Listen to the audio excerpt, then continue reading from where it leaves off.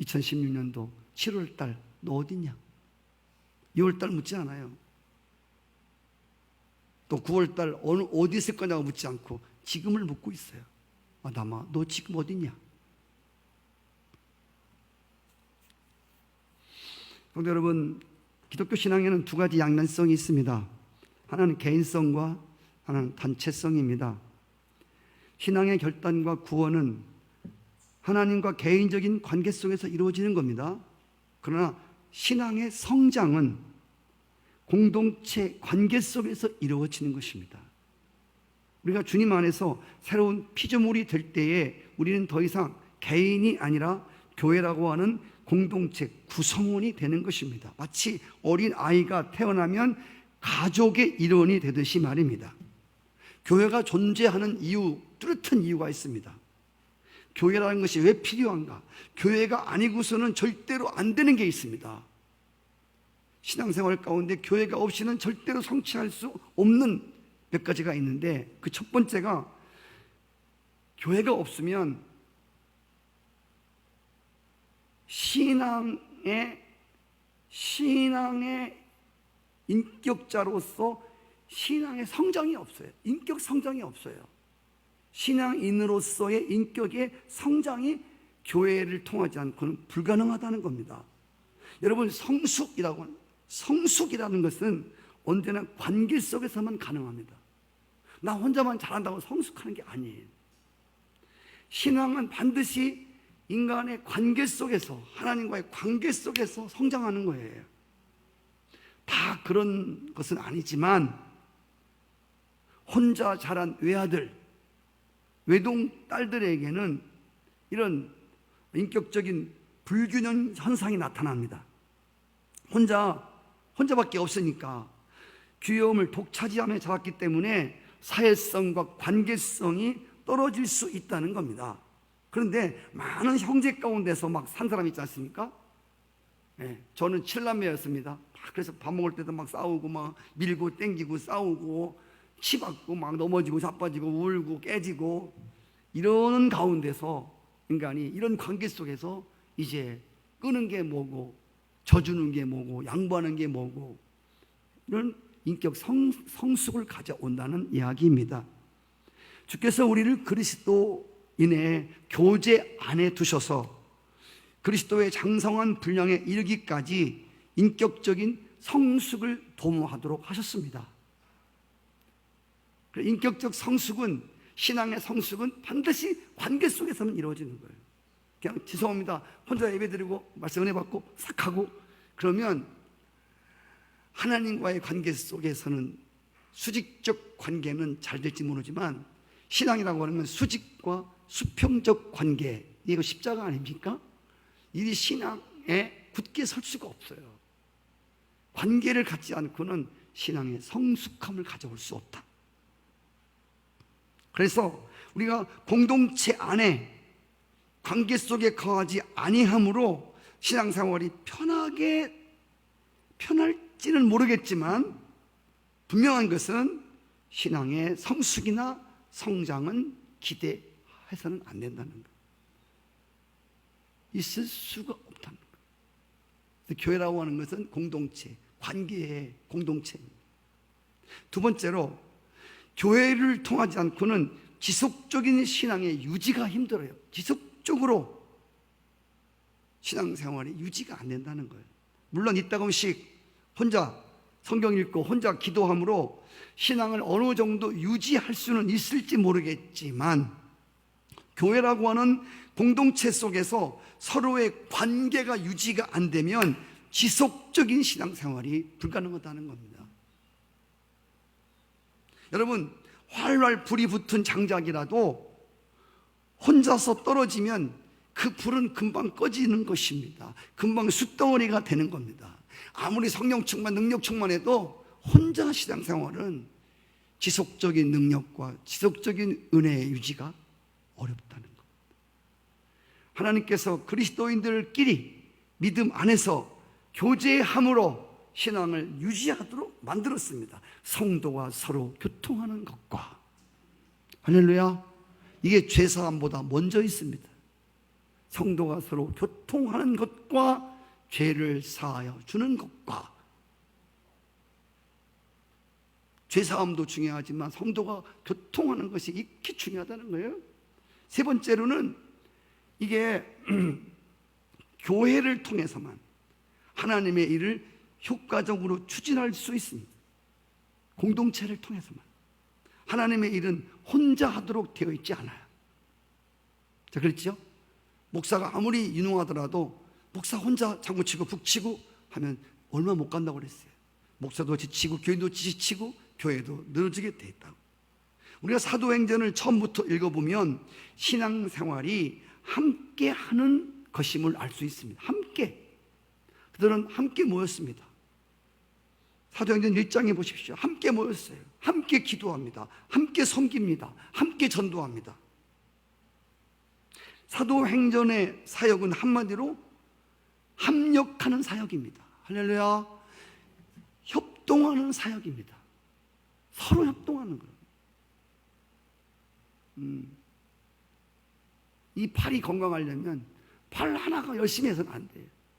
서로 모든 지체들이 협력해 줌으로 몸도 건강하고 팔도 튼튼해지고, 이게 뚝 떨어지면 아무리 센 팔도 힘을 쓸 수가 없어요. 그때부터 팔이 아니에요. 주님께서 예수 믿는 그리스도인들을 하나 되게 하시고 성령 안에서 이들을 교제케 하신 오늘 본문에 나오는 세 가지 목적이 있습니다. 함께 하나 되게 하고 함께 교제하게 하는, 함께 섬기는 그 이유가, 목적이 뭐냐면 첫째로 복음을 증거하기 위해서. 오늘 14장 1절은 이렇게 시작하죠. 이에 이고니온에서 두 사도가 함께 유대인의 회당에 들어가서 말했다. 여기서 두 사도가 함께라는 구절이 나와요. 함께. 여러분, 우리가 14장 전에 13장이 있죠. 거기에 50절에 보시면 바울과 바나바를 핍박하여, 잘 보세요. 잘 보셔야 돼요. 바울과 바나바를 핍박하여 그 지형에서 쫓아냈다. 이게 13장 마지막에 나오는 말이에요. 여러분, 제가 어느 때 수요일 날 말씀드린 거 기억나시죠? 바울과 바나바가 나옵니다. 그런데 사도행전 초반 13장은 후반부예요. 초반부는 그렇게 안 나와요. 초반부는 바나바와 바울이라고 나와요. 뭔 차이죠? 사람이 앞에 있느냐 뒤에 있느냐, 그 차이예요.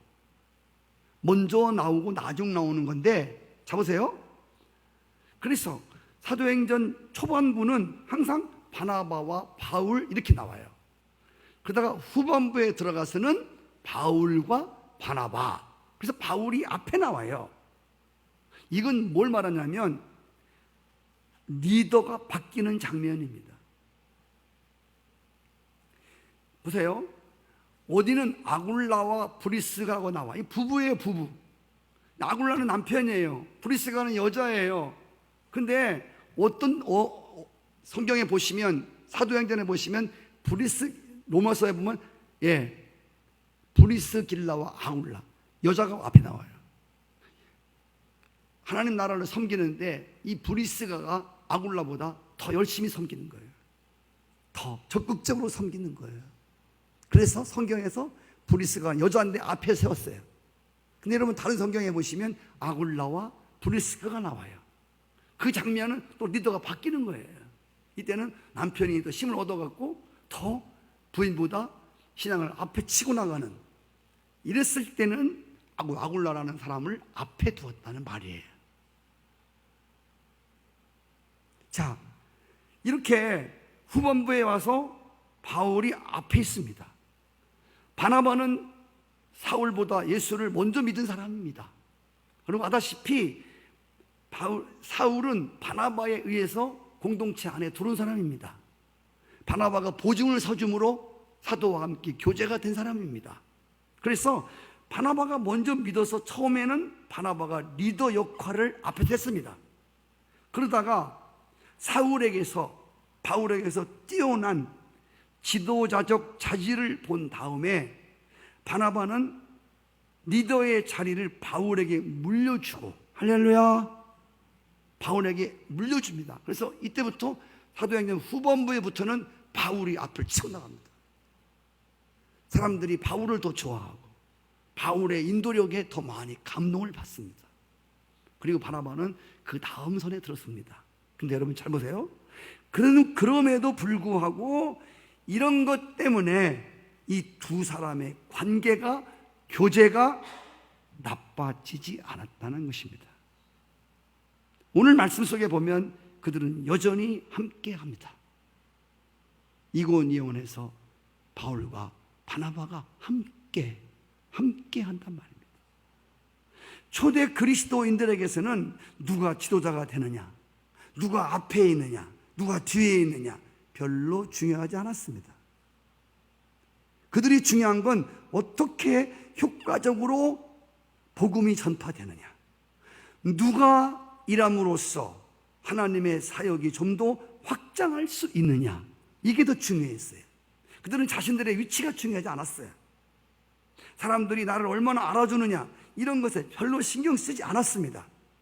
다만 어떻게 해서라도 내가 뒤에 있든 앞에 있든 옆에 있든 이런 게 중요하지 않아. 어쨌든 복음이 증거되어 하나님 나라가 확장하고 부흥되는 것이 중요했다, 그 말입니다.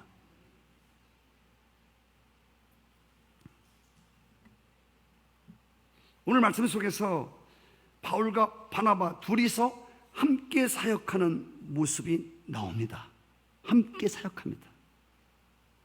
사실은 바울과 바나바만 함께 사역한 것이 아니라 그 뒤에 보이지 않게 이 두 사람의 사역을 돕는 함께하는 사람들이 많이 있었습니다. 로마서 마지막 15장에 보시면 사도 바울과 함께 동역했던 많은 사람들이 나오지 않습니까? 브리스길라와 아굴라 부부만 함께한 게 아니라 많은 사람들이 함께 해주었어요. 그렇습니다. 여러분, 복음 증거로 인해서 하나님 나라가 확장이 되는 것은 혼자 열심히 한다고 되는 게 아니라고 하는 것. 예수님이 전도하러 보내실 때도 혼자 보내지 않았습니다. 이 말씀에 귀를 기울여 주십시오. 우리가 서로 똑같지 아니함을 감사합시다. 왜냐하면 우리는 서로 다른 장점이 있습니다. 우리는 서로 다른 은사가 있습니다. 똑같지 않습니다. 우리는 서로 다른 성격이 있습니다. 우리는 서로 다른 달란트를 가지고 있습니다. 이것 때문에 우리가 결코 불화가 되어서는 안 된다는 것입니다. 중요한 것은 서로 다른 장점, 서로 다른 은사, 서로 다른 생각, 서로 다른 달란트를 가지고 있지만 이런 것들이 합력한다면, 할렐루야, 하나님 나라 일이 얼마나 효율적이겠냐 그 말입니다. 그래서 급한 사람도 있고 느긋한 사람도 있고, 신중한 사람도 있고 여러 사람들이 모여야 돼요. 신중한 사람만 모이면요, 신중하다가 일 못해요. 진짜예요. 날 잡다가 날 새요. 신중하게 하다가 아무것도 못해요. 또 급한 사람만 있으면 급하게 하다가 되는 것도 없고. 그래서 여러 사람들이 있어요. 이것이 다 합해서 난 저런 거 싫어, 저런 스타일이 싫어, 그런 게 아니에요.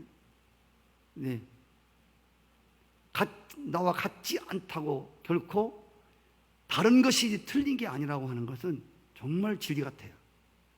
우리는 나와 같지 않으면 틀린 걸 여기잖아요. 난 저런 스타일 싫어. 그럼 딱 거부하잖아요. 그럼 교제가 안 되잖아요. 그럼 합력이 안 되잖아요. 그럼 중요한 건 그만큼 복음 전파에 손해를 본다는 말이에요, 교회가. 자, 그 교회의 영성을 알아보려면, 그 교회 영성, 성산감리교회 영성이 뭡니까? 이 교회의 영성을 알아보려면 교인들이 모여서 이야기하는 화제가 무엇인가를 보면 알아요. 대충 측정이 돼요. 그 교회 영성.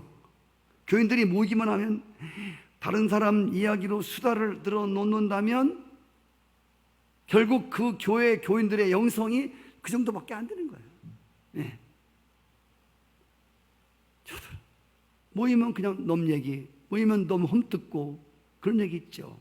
그런데 교인들이 모여서 누가 어떻게 변했다지, 누가 어떻게 변했대, 저 사람 위해서 우리가 더 많이 기도해야 되겠어, 전도할 사람에 대해서 이야기하고 뭐 있지요.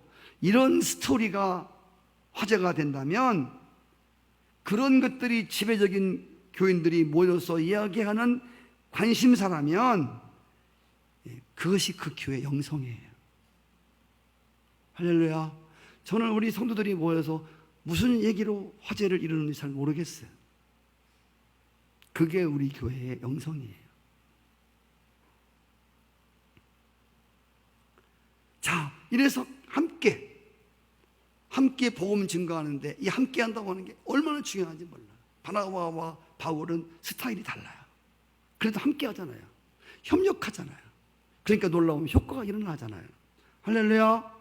여러분, 함께 하는 이유는 뭐냐면, 함께 하는 이유는 고난을 극복할 수 있다는 겁니다. 오늘 말씀에 보면 이 두 사도가 합력해서 서로 다른 스타일이지만 서로 함께 복음을 전하는 모습을 보여줄 뿐 아니라 동시에 고난을 극복하는 모습을 우리에게 보여주고 있단 말이에요. 오늘 2절에 보니까 자, 같이 함께 복음을 증거하는데 바나바와 바울이 순종하지 아니하는 유대인들이 이방인들의 마음을 선동하여 형제들에게 악감을 품게 했다. 5절에 보니까 이방인과 유대인과 그 관원들이 두 사도를 능욕하고 돌로 치려고 달라들었다. 함께 이렇게 복음을 전하는데 이 어려움이 온 거예요. 고난이 온 거예요. 돌로 치고 막 능욕하고 막 욕을 하고. 성도 여러분, 바울과 바나바는 함께 복음을 증거하다가 말할 수 없는 고난과 핍박을 경험하게 됩니다. 그런데 오늘 3절에 보시면요, 아주 놀라운 내용이 나옵니다. 3절에 두 사도가 오래 있어 주를 힘입어 담대히 말하니 주께서 저의 손으로 표적과 기사를 행하게 하여 주사 자기 은혜의 말씀을 증거하니. 사람들은 이 3절 9절에서 야, 중요한 게 뭐냐 물어보면 기적과 표사라고 합니다. 기적과 표적과 기사. 이게 놀라운 게 아니라 오늘 말씀 속에서 정말 여러분들이 잘 봐야 되는 것은 기적과 표적이 아닌 은혜의 말씀을 증거하는 게 아니라 두 사도가 오래 있어. 한번 따라해봐요. 오래 있어. 지금 상황이 어떻다고요? 오래 있을 상황이에요? 사람들이 지금 악감을 품고 막 욕을 하고 능욕하고 돌로 지금 때릴 판이에요. 거기서 오래 여러분, 이게 중요한 거예요. 우리 성경을 볼 때 이런 거를 잘 보셔야 돼요. 막 표적과 기사 막 은혜의 말씀을 증거하더라 이런 것이 아니라 이런 상황 속에서 두 사도가 어떻게 거기에 오래 머물 수가 있었는가? 거기서 어떻게 그런 상황 속에서 어떻게 오래 있었냐 말이에요. 성도 여러분, 바울과 바나바가 각각 혼자였다면 이런 상황 속에서 이런 돌로 때리는 이러한 핍박과 능욕 속에서 그들이 혼자라면 아마 고난을 견디기 어려웠을 것이에요. 그들은 이 고난 속에서 바울과 바나바는 스타일이 달랐지만 함께 복음을 전하다가 고난을 당했을 때 그들은 서로 위로했고 성령으로 서로 격려했으며 그러므로 고난을 이겨내었다는 것입니다. 전도서 4장 9절 이하에 있는 말씀, 두 사람이 한 사람보다 나음은 저희의 수고함으로 좋은 상을 얻을 것입니다. 혹시 저희가 넘어지면 하나가 그 동물을 붙들어 일으키니와 홀로 있어서 넘어지고 붙들어 일으킬 자가 없는 자에게는 화가 있으리라. 두 사람이 함께 누우면 따뜻하거니와 한 사람이면 어찌 따뜻하랴. 한 사람이면 패하겠거니와 두 사람이면 능히 당하나니 삼겹줄은 쉽게 끊어지지 아니하느니라. 아멘입니다. 이 중요한 거예요. 고난 속에서도 끊어지지 아니하는 힘, 고난 속에서도 역경 속에서도 복음 증거가 끊어지지 않는 힘은 함께하는 거예요. 오늘 교회 생활에 있어서 정말 어떻게 보면 교회 생활에 비극이 있다면 믿음 안에서 인격적 교제가 점점 식어져 가는 거. 여러분, 어느 교회에서 있었던 일입니다. 예배 시간에 어떤 사람이 모자를 썼다 벗었다 자꾸 그렇게 하는 거예요. 목사님이 단상에서 설교하다가 자꾸 모자를 썼다 벗었다 하니까 중간에서 신경이 쓰일 거 아니에요. 그래서 살짝 불러가지고 좀 저분한테 자제 좀 시키라고 일렀습니다. 근데 그분이 사살 가가지고서 예배 시간인데 자꾸 모자를 벗었다 썼다 그러니까 좀 산만하니까 조금 자제해 주세요. 근데 그가 아주 웃으면서 얼른 모자를 앞에 놓고 예배를 잘 드린다는 거예요. 그래서 예배를 마친 다음에 물어봤대요, 구집사님이. 아까 어떻게 그렇게 금방 그렇게 찡그리지 아니하시고 이렇게 금방 잘 받아들이냐고 했더니 그분 하시는 말씀이, 내가 이 교회 6개월 나왔는데 나한테 아무도 말 거는 사람이 없었다. 지금 예배 시간에 와서 예배 좀 정정하게 들어주세요. 처음 말한 거다. 나는 나한테 누가 와서 처음 예배 시간이지만 비록 자기가 예배를 방해했을지라도 말해주는 사람이 처음이었다. 난 그게 너무 기뻤다는 거예요. 나는 그게 너무 감사했다. 웃기죠? 네. 이 말은 무슨 말이냐면, 먼저 믿은 우리가 여러분 새로운 사람들 관심이 있어요? 그렇죠? 네. 주일 11시에 예배 끝나면 빨리 가서 밥 먹어야지, 일찍 먹어야지, 그렇죠? 예. 끊어질지도 몰라. 두 번째 국수 삶으면 또 오래 기다리잖아요. 빨리 먹어야지. 그래서 막, 여러분 누가 오든 뭐 뭔 상관이요. 네. 그렇죠?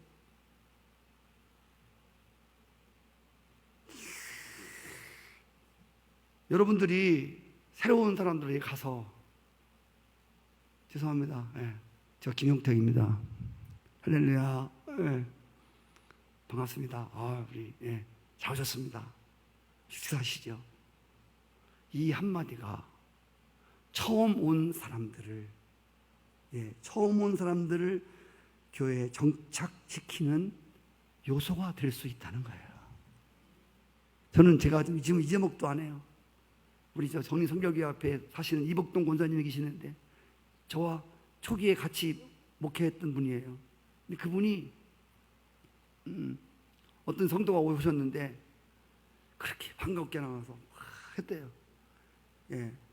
예수님은 잊어버려도, 목사는 잊어버려도 그분은 안 잊어버려. 그분은. 여러분, 이게 아무것도 아닌 것 같아도요, 네, 이런 것들이 이렇게 중요한 거예요. 네. 그래서 오늘 이 두 사도가 그 니고니온이라고 하는 그 도시에서 그렇게 능욕과 핍박을 받으면서도 오래 머물면서 거기서 복음을 증거해 주었다고 하는 것은 함께 고난을 당하며 격려해 주는 함께하는 동료가 있었기 때문에, 그들은 고난 때문에 복음 전하는 거, 전도하기를 포기하는 쪽으로 고난을 내리지 않았습니다. 오히려 고난 때문에 그들은 함께 기도함으로 오늘 끄트머리에 성령의 역사가 나타났습니다. 그 고난 속에서 그들은 같이 기도함으로 하나님의 성령이 역사하여 표적과 기사가 따랐습니다. 할렐루야. 그 더 힘있게 하나님의 복음을 전할 수 있었습니다. 우리가 이렇게 서로 교제하는 이유는 다른 게 아니라 고난도 극복할 수 있어요. 좋은 교제는, 여러분, 좋은 목장의 교제는, 신앙의 교제는 결국 인격적 교제입니다. 네. 막 신앙, 막 복음 하고, 예, 복음 이전에 우리는 인간이랍니다. 아멘이시죠? 자, 그리고 이 서로 교제하고 함께하는 마지막 이유는, 예, 함께 복음을 힘있게 전하고 고난 속에서도 오래 머물 수 있고, 그리고 마지막 함께하는 이유는 함께 기뻐할 수 있기 때문입니다. 함께 기뻐할 수 있도록 하기 위해 우리가 13장에 거슬러 올라가 보시면요, 45절에 보면 계속 14장까지 다도 바울과 바나바가 선교사로 파송이 되어서 복음을 전하는데 반대하는 세력이 그렇게 많습니다. 13장에도 45절에 유대인들이 그 무리를 보고 시기가 가득하여 바울의 말한 것을 변박했다. 유대인들이 막, 예, 사람들이 사도 바울의 말을 들으니까 유대인들이 막 시기가 일어나갖고 사도 바울의 말을 막 반박하고, 저 거짓말이다. 여러분 얼마나 어려웠겠습니까? 그런데 여러분 52절에 보세요. 마지막 절 13장, 제자들은 기쁨과 성령이 충만했다. 할렐루야. 야, 어떻게 여러분 뭐가 기뻐 지금? 예? 이렇게 막 유대인들이 능욕하고 욕하고 돌 던지고 그러는데 뭐가 기뻐 지금? 뭐가 기뻐요? 기쁠 게 뭐 있어? 그들이 이 모진 핍박 속에서, 능욕 속에서 그들이 기뻐하고 성령 충만했던 이유가 무엇이었습니까? 물론 고난 속에서도 복음을 듣고 하나님께 돌아오는 자들이 있었기 때문에 기뻤겠지만 꼭 그 이유만은 아니었습니다.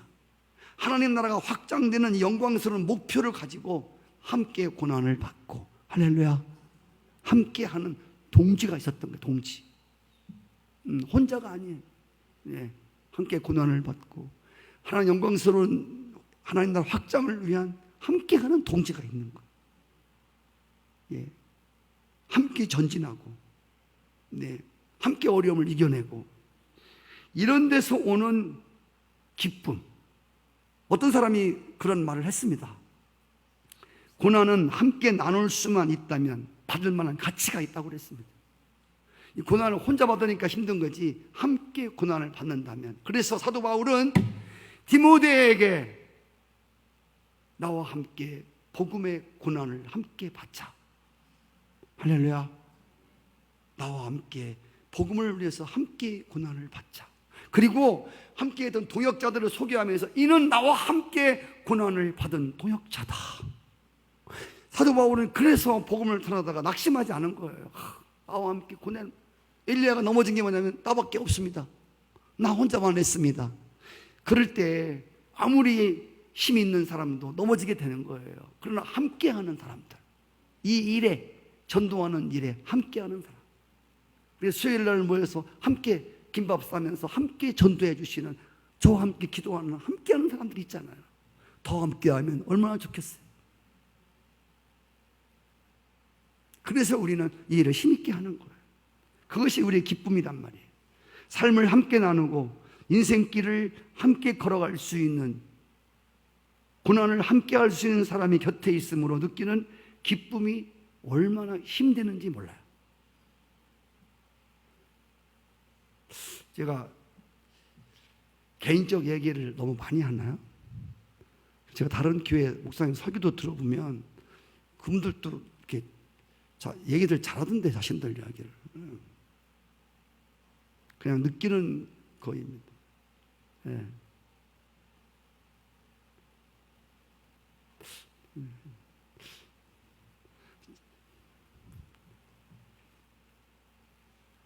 같이 한다는 게 너무 좋은 거예요. 할렐루야. 제가 하나는 여러분들이 기도를 많이 해주셔갖고 제가 이제 늦지막히 신앙에 철이 드는 것 같아서 너무 감사하고, 여러분들이 기도해 준 응답이라고 생각합니다. 아멘. 예, 같이 저희 집사람과 이렇게 콩도 까고, 예. 모이 줄기도 같이 까고, 아이고 또 몇 번이나 깠다고 또 이렇게 몇 번이 중요하지 않고 여러분 몇 번이 중요하지 않고, 네, 그런 마음을 주셨다는 게 감사한 거예요. 네. 뭐 몇 번이 뭐 1000번이 뭐 또, 예, 마음도 없이 함께 한다고 하는 게, 고난을 같이 한다고 하는 게, 이게 우리의 삶에 큰 힘이 된다는 말이에요.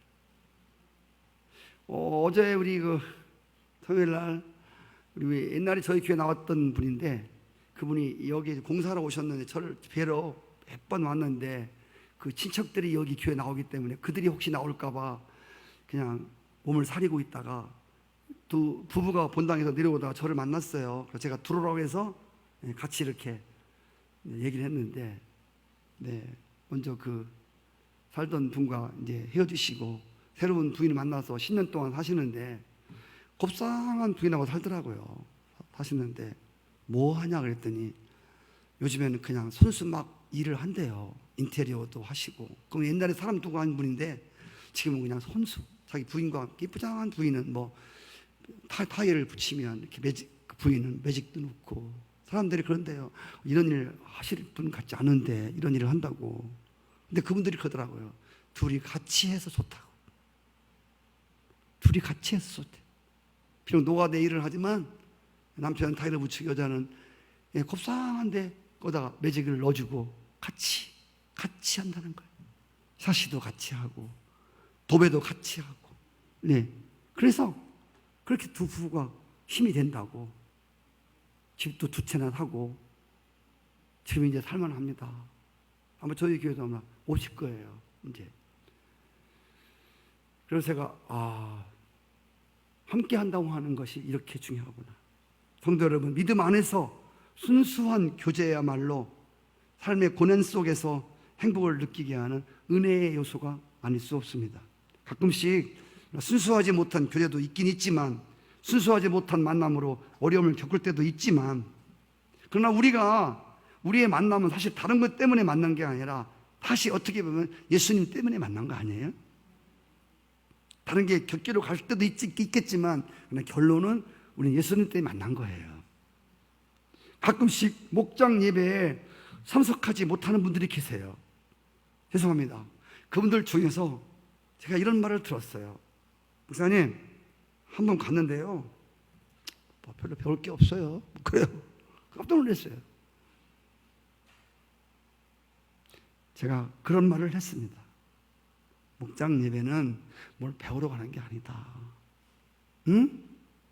다 똑같은 사람들이다. 거기서 뭘 배우냐. 중요한 건 목장의 목적은 사랑의 교제를 나누는 곳이다. 거기서 위로하고 격려하고, 거기서 용납하고, 거기서 받아주고, 서로 짐을 지고, 서로 사랑하고, 서로 용서하고, 그런 모임이지 뭘 배우러 가는 모임이 아니다. 제가 그래서 목자님들 보고 말하니 그거예요. 뭘 배워주려고 하지 마라. 여러분, 혼자 살기 얼마나 힘들고 어려운 세상입니까? 그리스도 안에서 이들이 모여서 함께 교제하고, 함께 돌아보고, 함께 격려하고, 함께 기도해주고, 함께 슬퍼해주고, 함께 즐거워해주고, 할렐루야. 이런 게 여러분 공동체 생활 아니에요? 거기 가서 크게 뭘 배우려고 그래. 그래서 오늘 이 사도행전 14장 말씀을 통해서 사도 바울과 이 바나바가 함께하는 모습을 통해서, 이들이 교제하는 모습을 통해서, 리더가 바뀌었지만 그래도 그들의 그리스도 안에서의 관계는 변치 아니하고 아름다운 교제를 통해서 복음이 잘 증거되고 고난을 넘어가고 함께 즐거워하고 함께 어려움 속에서도 함께 기뻐하며 의미를 느끼는 이런 사건들을 보면서 성산의 지체들이 함께 모이는 모임과 교제를 통해서 넘어진 자들이 일어나고 힘을 얻고 다시 믿음의 길을 가는, 함께하는 그런 은혜로운 공동체가 되기를 축복합니다. 찬송 하나 부를게요. 하늘 문이